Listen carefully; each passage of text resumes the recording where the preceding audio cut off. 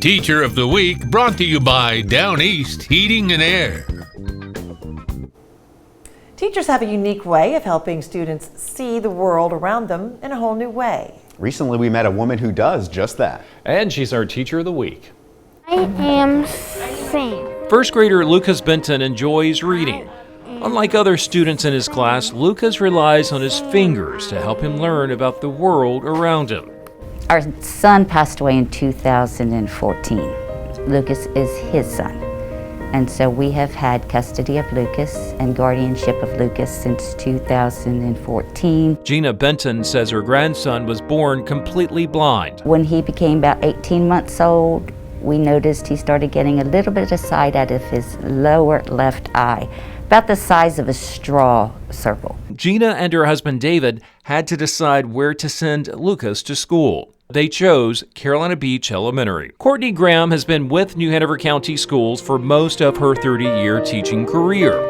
A vision-impaired teacher, Graham travels across the district working with nearly a dozen blind or visually impaired students. Miss Graham has been teaching me a lot of stuff.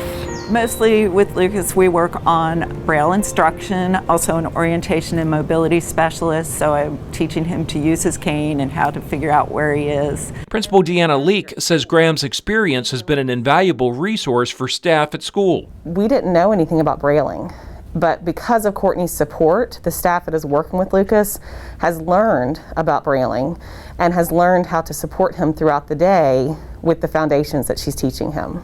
Leak was thrilled I wanted to recognize Lucas's teacher. It's not just about celebrating her hard work and progress, but it's celebrating the hard work of Lucas and his family and the staff that are supporting him and lighting the way for him. Graham adapts Lucas's lessons with a Braille writing machine, which is similar to a typewriter for writing text in Braille. This school has been amazing. Courtney has been a big part of not only helping Lucas adjust to the school, but teaching us how to care and help with the education at home. And that was especially important during the pandemic and remote learning. Every Monday she would drop off materials that he would need for the whole week. And a lot of those materials were handmade, tactile things that Courtney made herself.